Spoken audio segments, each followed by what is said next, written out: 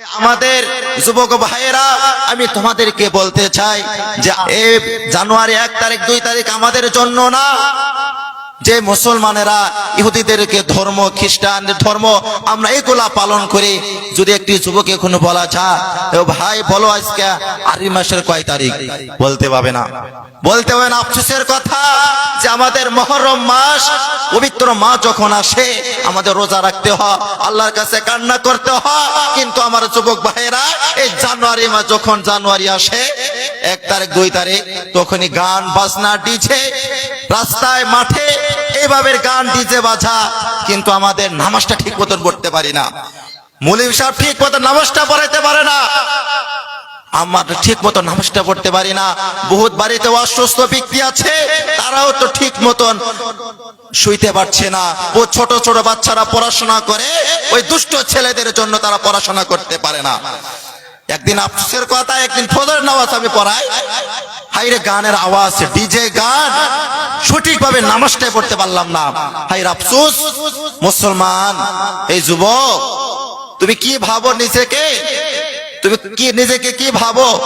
এর জন্য আমাদের সঠিক এ বলা করা যাবে না, সমাজকে ঠিক করতে হবে। যুবক তোমরা ভবিষ্যতে তোমরা দিন চালাবা, তোমরা রাষ্ট্রপতি হবা, তোমরা মুখ্যমন্ত্রী হবা, তোমরা এই মহল্লার প্রেসিডেন্ট সেক্রেটারি হবা, তাহলে আমাদের দিন থেকে চলে যাওয়া যাবে না।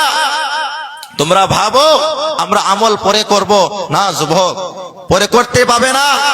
আল্লাহ নবী সাল্লাল্লাহু আলাইহি সাল্লাম বলছেন, সাহাবাদের একদিন বলছেন, সাহাবারা তোমরা মরণকে কতটুকু ভয় করো?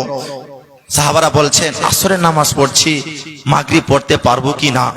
আল্লাহ নবী সাল্লাল্লাহু আলাইহি সাল্লাম বলেন, আমি নামাজের মধ্যে ডাইনে দিকে সালাম ফিরাই, বায়ে সালাম ফিরাতে পারবো কি না এটা আমার মনে বিশ্বাস হয় না, মরতে পারি।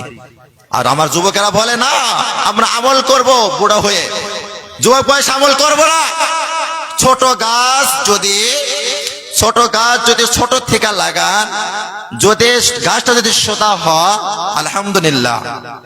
যদি আপনার ছোট থেকে আমল করবেন না, আল্লাহর গোলামি করবেন না, যখন বুড়া হয়ে যাবেন রুকু দিতে পারবেন না, সিজদা দিতে পারবেন না, ব্যথা লাগবে, সূরা ফাতিহাটা শুদ্ধভাবে পড়তে পারবেন না, রুকু দিতে পারবেন না, তখন মহল্লায় যাবে আর খালি দেখবে ছোট ছোট বাচ্চারা নামাজ পড়ে, দুষ্টুমি করে, তাদের পিছনে লাগবে। মৌলবী নামাজ পড়াইছে ঠিক কিরকম ভুল এটা দেখবে, খালি দোষ উঠাবে।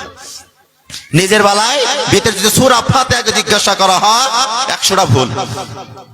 এর জন্য ভাই তোমরা এখন থেকে নামাজ পড়া শুরু করো, আলেম ওলামাদেরকে সম্মান করো। যদি তুমি আলিম হইতে পারো নাই, আলিমকে সম্মান করো, আলিমের ছাত্র হও, আলিমের সাথে ভালোবাসা রাখো, কিন্তু আলিমের সাথে তুমি গাদ্দারি করো না, তাদের সাথে তুমি খারাপ আচরণ করো না, তোমার দিন ও আখিরাত ধ্বংস করে দিবেন তিনি আল্লাহ। এর জন্য আমাদের আলেম ওলামাদের সঙ্গে ভালো ব্যবহার করতে হবে। এই আমার যুবক ভাইয়েরা, আমি তোমাদেরকে বলতে চাই যে আমাদের কত বড় মার্কাজ মসজিদ, মসজিদে কিন্তু নামাজি হয় না। জুমার দিন নামাজ পড়লে নামাজ হয় না, সপ্তাহে একদিন নামাজ পড়লে কি মুমিন হয়ে যায়? মুমিন হয়ে যাবে? হয়ে যাবে না। তাহলে আপনি কি ভাবেন বলেন? সপ্তাহে একদিন নামাজ পড়বেন আর আয়েশা দুনিয়ার ভুল ধরবেন, সপ্তাহে একদিন নামাজ পড়বেন আর আয়েশা মুসল্লিদের ভুল ধরবেন, ছোট বাচ্চাদেরকে ধমকাবেন। আপনাকে ওয়াদা কে দিল? ছোট ছোট বাচ্চাদের ধমকা ওয়াদা কে দিল? যদি শাসন করতে হয় বাড়িতে শাসন করবেন। আল্লাহ নবী সাল্লাল্লাহু আলাইহি সাল্লাম যখন হযরত হাসান হুসাইন যখন আল্লাহ নবী নামাজ পড়াতেন, যারা আল্লাহ নবীর ঘাড়ে চড়ে ঘোড়া খেলতেন, চুল টালতেন, সাহাবারা কিছু বলতেন না। আর যদি একটা বাচ্চা যদি একটা হাসি দেয়, একটু দুষ্টুমি করে, নামাজে পড়ে বাবা কি অবস্থা, এমন ভাবে ছেড়ে দিবে তার বাপও নামাজ পড়তে আসে না। তোমাকে ওয়াদা কে দিল? শাসন করো বাড়িতে, যদি তোমার শাসন করতে হয় বাড়িতে শাসন করে নেবা।